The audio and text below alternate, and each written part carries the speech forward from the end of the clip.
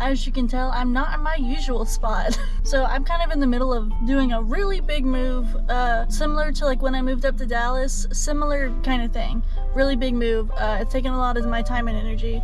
So yeah, I'm not in my usual spot, and this hair doesn't want to behave, which is a perfect example of how my life has been going recently. My grandma did always say you can tell how a person's feeling inside by how their hair looks, so if it's a mess, you don't talk about it. Also, if you hear the AC, I'm sorry, it's Texas, it's hot. But today I wanted to talk about the time I went viral on TikTok. And the thing about TikTok is that everyone goes viral at least once. That's just kind of how the platform is set up. But I want to talk about the story and like the thing that happened to me that made me go viral very briefly. I used to talk a lot about, both on my YouTube channel and on my TikTok, the skating rink I used to work at. And don't get me wrong, I did love working at the skating rink, and I loved working as a skating coach and this whole thing, and I don't really do that anymore. I don't really coach because there's not a lot of places around here that I can coach, versus Dallas had like a rink every block. In Austin there's like maybe 2. And I also just don't have a lot of time now. But when I did work at the rink in Dallas, I absolutely fucking loved it. It was like one of my favorite things in the world because I just loved being there. It was a very chill job for the most part. They did hire mostly teenagers. I was one of the only adults that worked the front desk,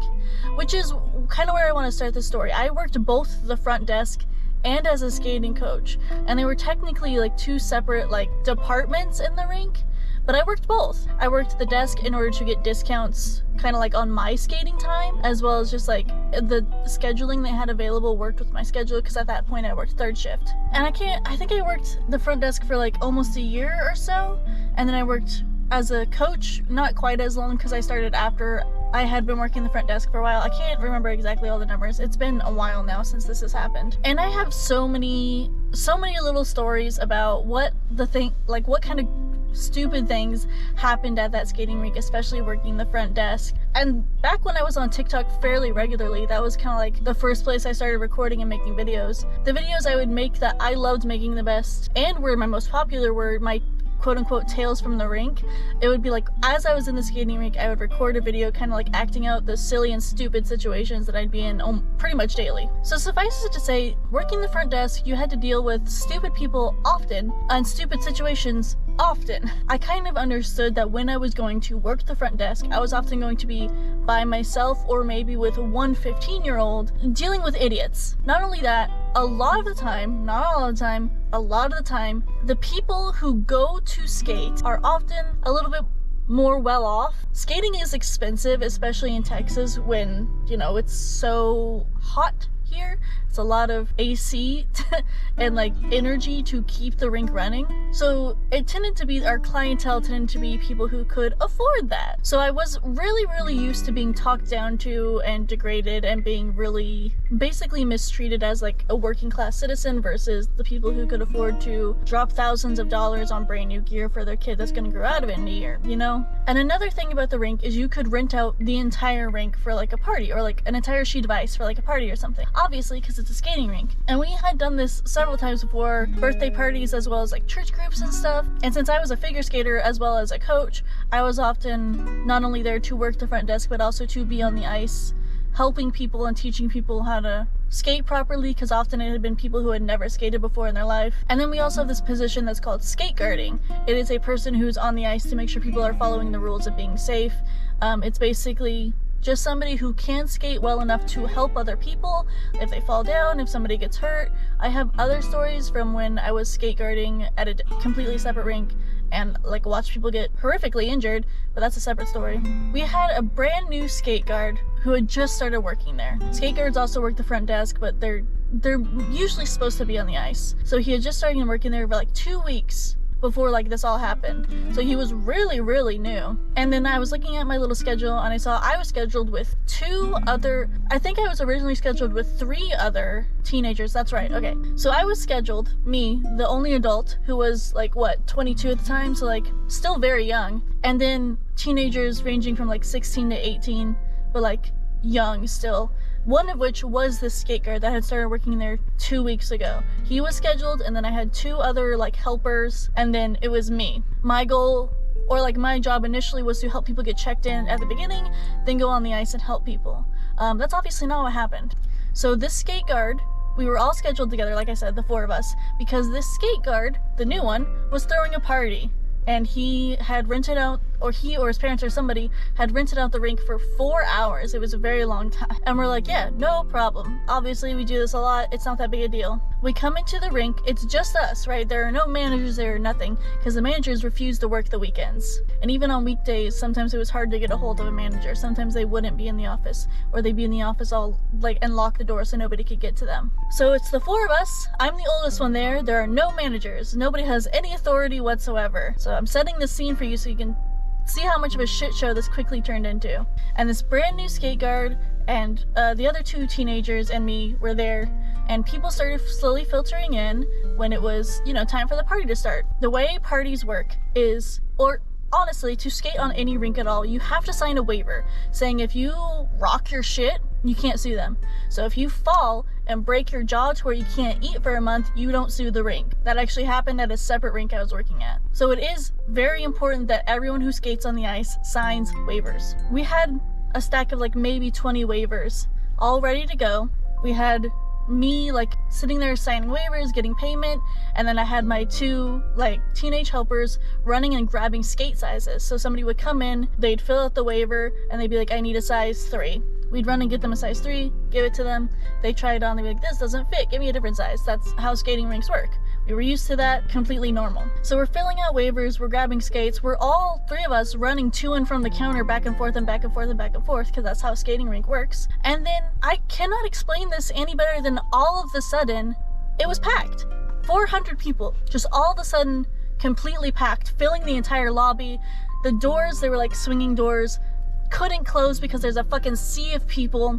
It went from 0 to 100 so fast. It was 30 seconds. It was I would run out, have somebody sign a waiver, run back and get their skates, and come back and there's 20 more people in line. I did that twice, and all of a sudden it's literally a sea of people screaming and yelling and throwing things, and it was instantly a disaster.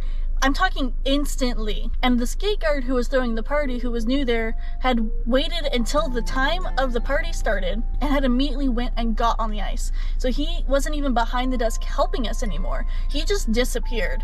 It was literally insanity. We were so confused about how this has happened, what was going on, and they have little windows in the office so you can look out at the rink. And we were looking out at the rink, and there was just a sea of people, completely packed. And earlier in the day, when families had started coming up, our manager, because we were telling our manager that we were running out of waivers, because we only had 20, we were expecting a crowd of 40 at the most, 50 at the most. The capacity of the building as a whole was 180 people. So we were really 20 people was our average party, but we were expecting up to 50 just because people kept coming. We didn't realize that anybody in their right mind would invite 400 people to an event like this. So we had texted our manager and we're like, hey, we're running out of waivers. And he said, copy them, print some more, and then families can all put their names on one waiver. So we had waivers that had 6 or 7 names on them. It literally went from 30 people to 400 in so fast. And then we had been printing off new waivers, so we had a stack of waivers that people were just grabbing and filling out and adding 17 people's name onto them. And then we constantly were running out of waivers, and the teenagers were just okay, time to print more waivers. They didn't stop printing the waivers, so people kept grabbing waivers, and it was a sea of people pushing up against the front desk. It's built into the building, so they were never gonna knock it over. But it was screaming and yelling, and a sea of people up against the desk, and they were yelling at us skate sizes and names, and we had to be well, did you fill out a waiver? And it was to the point where it was actually insane. We were trying so hard to continue to do our job because that's our job.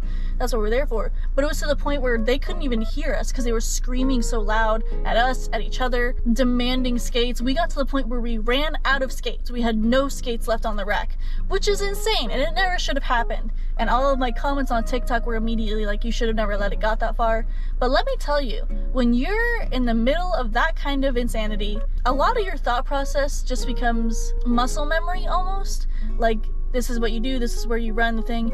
And it's not we weren't trying to contact the managers. We were calling and texting and calling and texting over and over and over and over, but we were just getting completely ignored. It was a Sunday, so there's a good chance there was a football game on, and fuck the rest of the world, I guess. You gotta watch your football. And it just got to the point where the rink itself, like the ice sheet, the sheet of ice had so many people on it, nobody could fucking move. The building, like the lobby and out the doors of the building had so many people on it, nobody could move. It was actually insanity. It was wild. Like, what's the point of this? Who in their right mind thought this was a good idea? At this point, we were being screamed at, being yelled at, and being like enclosed in around by people, and we were like safe in our little back office. We just stopped everything. We stopped serving customers, and we went to the back and we kind of hid behind a wall to try and get a hold of our fucking manager, because we didn't know what to do. We had no clue what to do.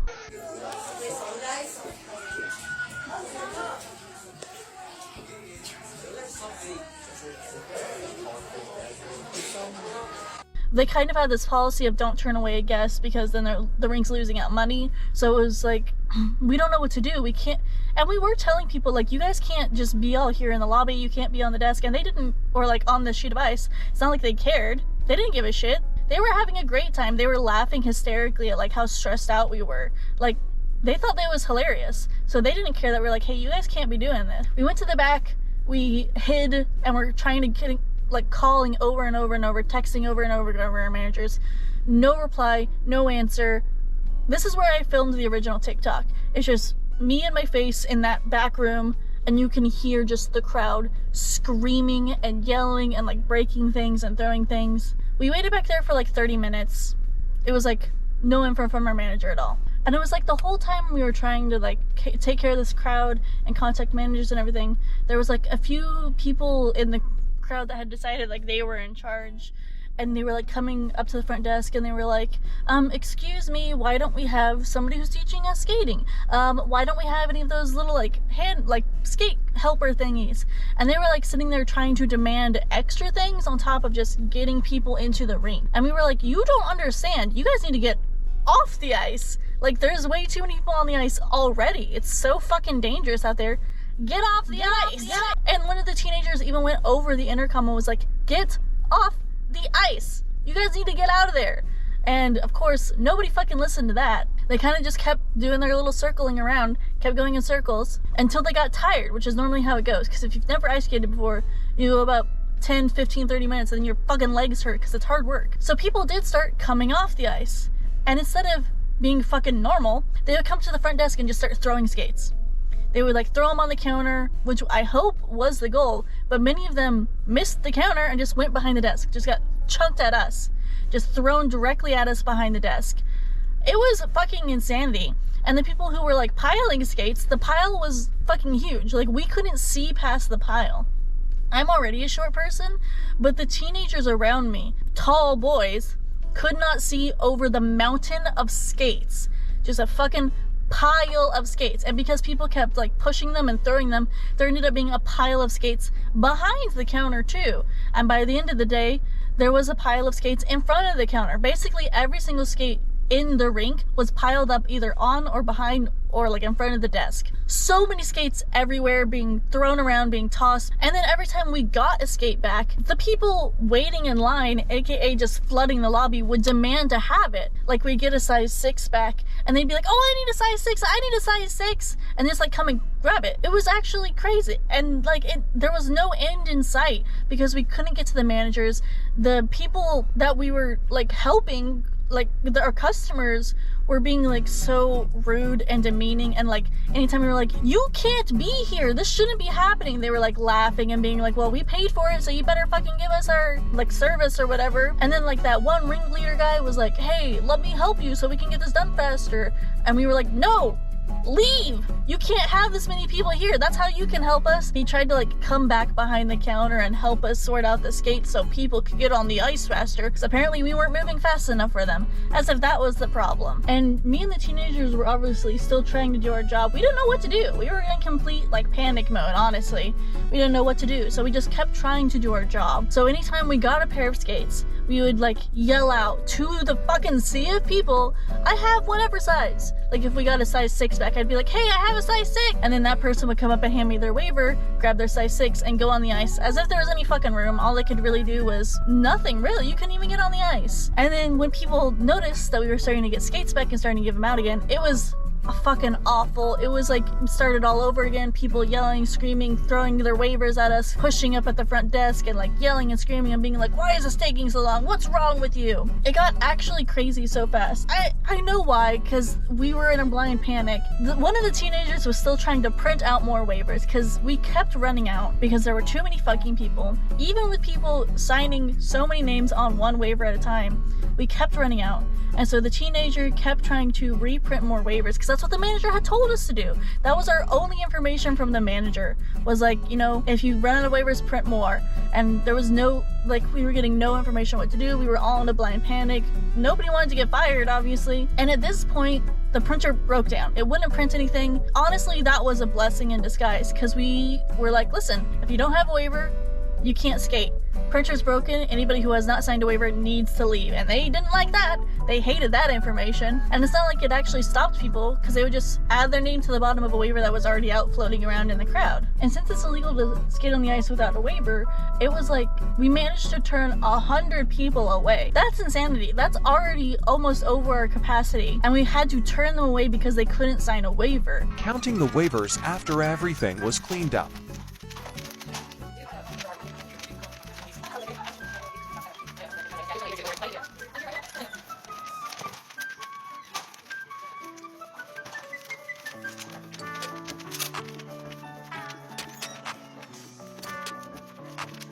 That's how you do it, shit, like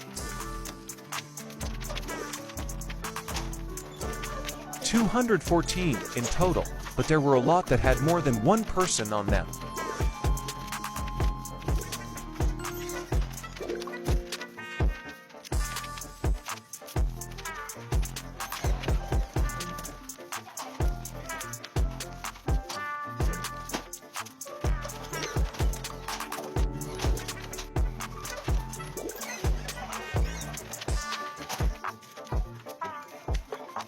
We ended the night with 214 waivers, and so many of them had more than one name on it. But of course, people weren't happy that they were getting turned away, but also it was coming up to the end of their time. So I also don't know how much people cared because they had been standing there for like an hour waiting for skates, not getting them because we didn't have them, just in a fucking crowd of people with the doors fucking wide open, wasting their Sunday basically, because they couldn't be fucking normal and they had to try and fit 400 people on one sheet of ice that's supposed to hold 50 people. And even though we had stopped handing out waivers and told people who had not signed a waiver to leave, people still had waivers and people still had signed waivers. So we were still getting waivers like shoved in our faces, demanding skates that simply did not exist. Even though we got rid of 100 people, the situation was not even remotely resolved. We still had the same issue of people fucking shoving and yelling and throwing things, and skates continued to pile up and be thrown at us, and it was all a fucking disaster. It was a fucking disaster until the point where their time was up and they left. And even them leaving was a fucking disaster. It was pretty lucky for us. Nobody like demanded to stay extra time or even tried to stay extra time. I feel like they were disappointed in the service, so they wanted to leave. Also, figure skating or any kind of skating is hard, physically hard on your body. And if you're not used to it, you're not gonna really have that much of a fun time if you're doing it for like 2 hours in a weird shuffling crowd. So luckily for us, nobody tried to fight us leaving the rink. When their time was up, they all left. Kind of quickly, like surprisingly quickly, like as quickly as they showed up, they left. But because of that, they just kind of threw their skates wherever the fuck they wanted. At us, at the desk, at the bleachers inside the rink, on the ice. Every single skate in the facility was no longer where it was supposed to be. Every single skate was somewhere else, somewhere in the building. We had to go track down every single skate, try and find matches, because somebody would just take one skate and fucking chunk it. So we'd have like broken up pairs, or we'd find like two left number threes. It took us so fucking long to put the skates away. It took us so long. And what pissed me off even more is the skate guard tried to leave. He tried to leave as soon as the party was over. He was like, yeah, I'm heading out. My skate guarding thing is done. I'm done. And we were like, absolutely not. Because we were all scheduled for like maybe an hour after the party.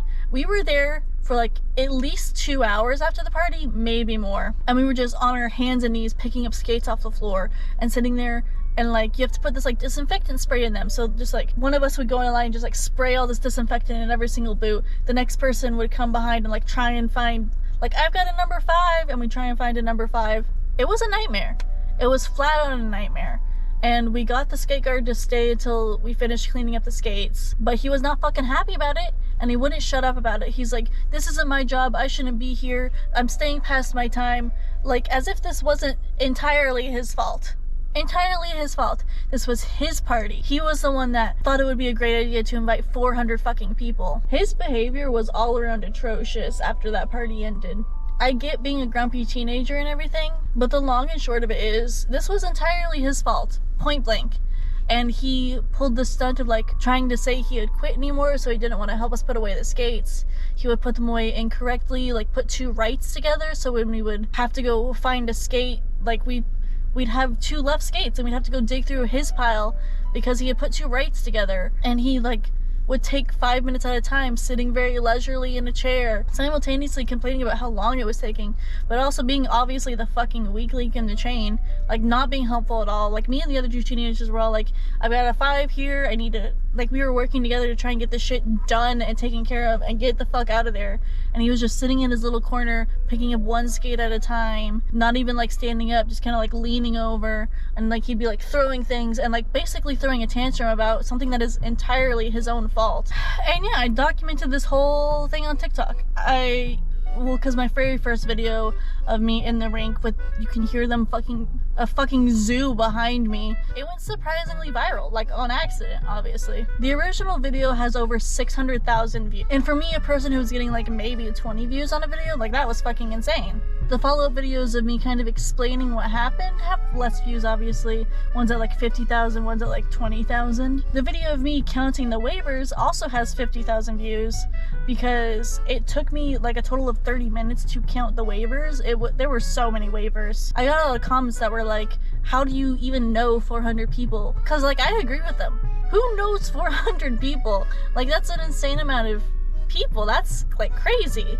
And I don't know. In all honesty, I think it might have been like a group of some kind, like a church group or something. It had to be something, because I legitimately have no clue how else you could possibly know that many people. Like, that's a crazy amount of people. So I'm finally home, but I can't go to sleep because I have to monitor that fucking comment section. People are being absolutely insane. But I've gotten this question like a fucking million times. Honestly, I don't know. I don't know if they were a church group. I don't know if it was like a school type thing. It was mostly families, so like 2 parents and 2 to 3 children.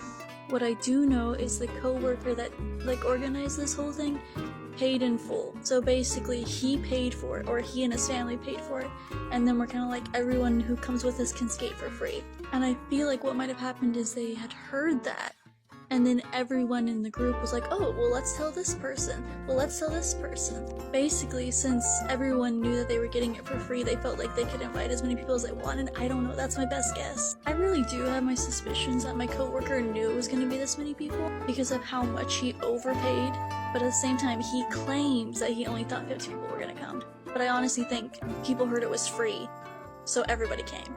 That video also did like 50,000 views. There were questions like, why didn't you just close the doors and like basically lock people out? First of all, you can't lock doors during business hours, safety hazard, as if this wasn't a fucking safety hazard. But we were also in a blind panic. We're on the opposite side of the lobby behind a locked door in our office, and the doors could not close. There were literally a sea of people in the doors. They would not physically close. I just woke up because I actually don't have to work at the rink today, just my nighttime job. And you guys are acting like we didn't try to tell them they were over capacity. We did tell them. They laughed. They thought it was funny. We told them we could take any more people. They didn't care. We couldn't just close the doors because there was a sea of people out the doors. It would be physically impossible to close the doors. We couldn't leave because if we tried to get out from behind the front desk, there was a sea of people in the lobby. And I already explained to you how like it just happened so fast. There were 3 people there, then there were 10 people there, then there was 160 people on the rink. And then all of a sudden the lobby and the building were just surrounded by people. We told them we didn't have any more skates over and over and over again, and it didn't make a difference to them. That's why we went to the back to try and call the managers. Because guess what? The managers get pissy when they lose out on money. And if we turn people away, the managers see that as losing money because now these people might not come back. So we were trying to call the managers to figure out what to do, or to have a manager come up and tell them to leave. Because they didn't care what we said. It's one of those things where like we would have had to have known that 400 people were going to show up to preemptively close the doors. But we didn't know that. So it was just all of a sudden 30 people, 60 people, 100 people, 400 people. Like it got out of control. It was a wildfire, basically. Like it started out so small and instantly was disastrous. We couldn't close the doors. We were physically incapable of closing the doors. We were physically incapable of maneuvering the lobby to get to the doors. We were legitimately trapped. There was no way out of the office besides the lobby. There was a closet and then 2 doors that both led out to the lobby. And we were stuck. And we also had questions like, why didn't you go to the fire department or the police? Again, blind panic. Managers are supposed to be kind of like your first line of defense for that kind of thing, and we were not hearing back from them at all. We didn't hear back from them until the thing was over. And they were simply like, you shouldn't have done that. Like, that's not fucking helpful, man. And it's hard when you have so many people in your face screaming at you to think rationally like that. And like a few of those videos of me kind of explaining like why I think there were so many people had like 15,000 views, and then after that we went back down to like a normal 1,000 or 100 until we finally got to my normal numbers of like 20 views a video. But there was like some follow-up drama that happened. So our manager emailed me and the 2 other teenagers I was working with that was like, we were over capacity. This was not what the client said was going to happen, as if the client wasn't, you know, a person who worked there, or I guess didn't work there anymore because he quit after he got what he wanted, I guess. So he sent an email, it was like, this is not what I discussed. Obviously it shouldn't have happened. Obviously you should have answered your fucking phone, but whatever. And he said, I'm going to pay you all as if you had worked 5 hours, which sounds great, right? Sounds awesome. I worked for $10 an hour at that rink. The teenagers worked for 8. That's not enough. I got $50 for that.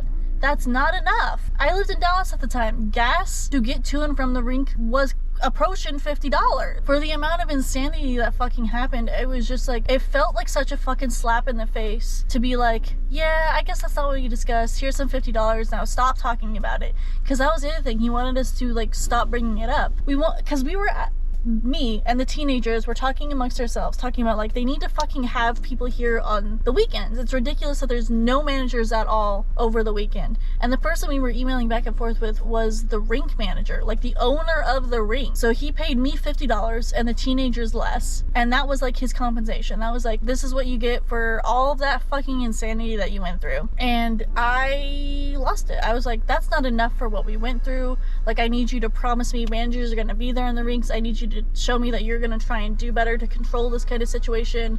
I didn't ask for more money. I asked for changes happening to the rink. My wording was probably like $50 isn't enough, but what I was asking for was changes to the way the rink was run. Because the way it could have very easily happened again. And with all of the shit that I had been putting up through my entire time there, I knew that like there were fundamental changes that needed to happen at the management of the rink, at management level, in order for anything to ever go right, because everything was constantly wrong. Around the same time as me emailing back and forth with the owner of the rink, I talked to the head manager of the head manager of the coaching side of it. Like I said, these are 2 separate departments, the front desk and like the coaching.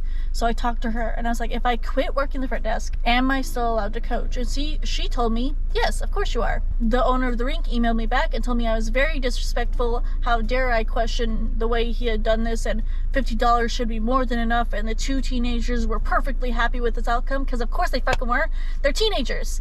$50 is a lot of money to a teenager, not to somebody who it takes $50 to get gas to go to your job. So I told him, like, fine, I'll just coach then. Like, I'll just be a coach. Well, that wasn't allowed either. He went and told the manager of the coaching time, and he said, no, you're not allowed to work. So, I did email my manager and tell him that $50 for the absolute insanity that happened on Sunday was ridiculous. I said it way nicer than that.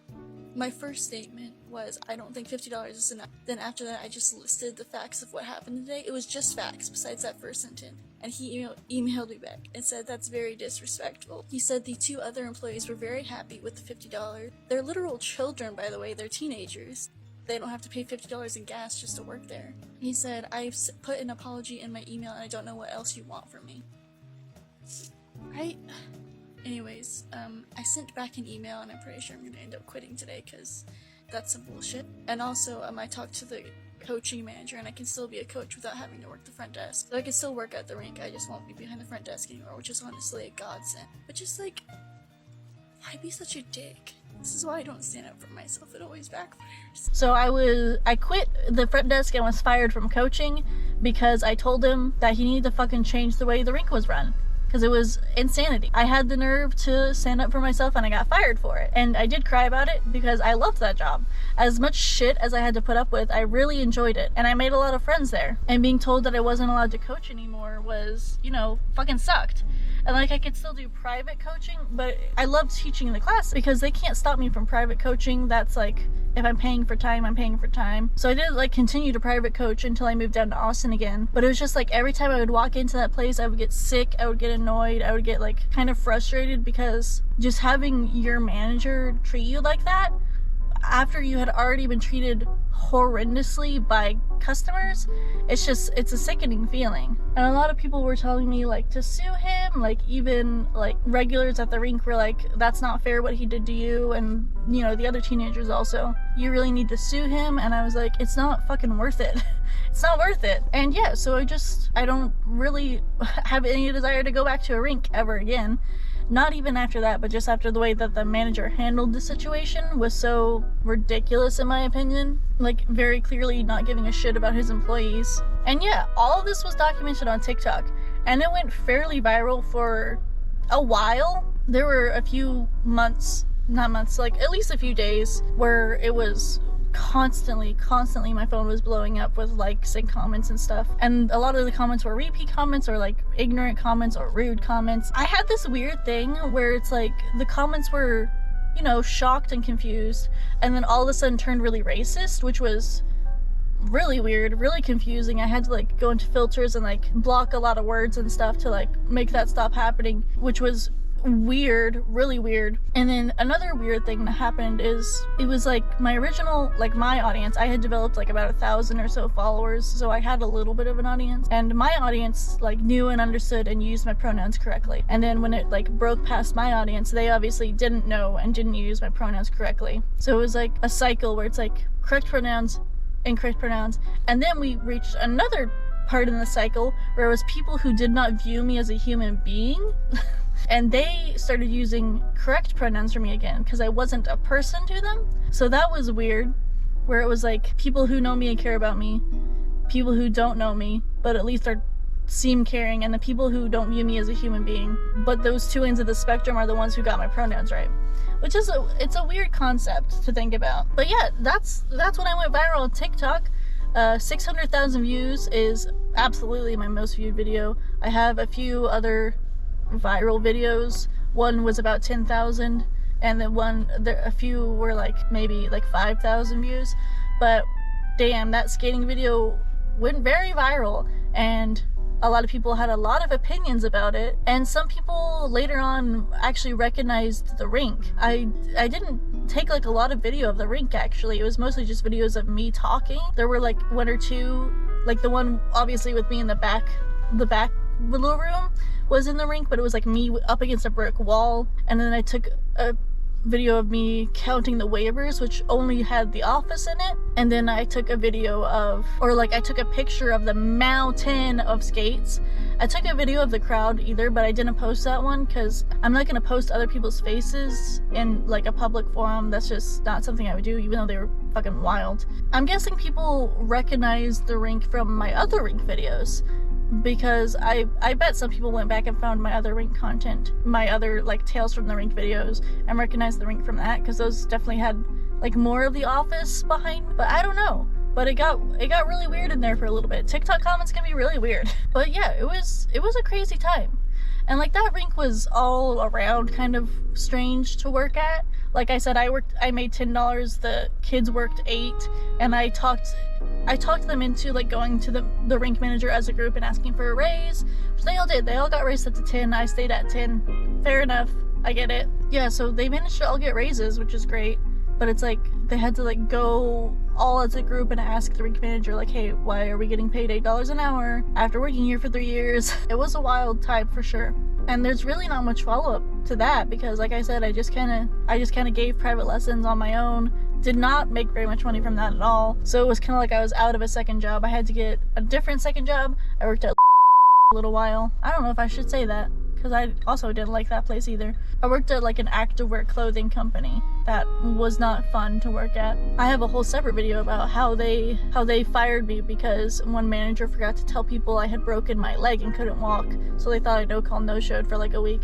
That's a different story. But that's the end of this story. The story that made me go viral on TikTok for once. Like I said at the beginning, everyone goes viral on TikTok like once. That's just how TikTok works. I also kind of want to reenact a lot of my old TikToks videos, like my Tales from the Rink videos. I want to reenact some of them because I still think they're funny. I still like those videos. But anyway, I hope you enjoyed my suffering in this story.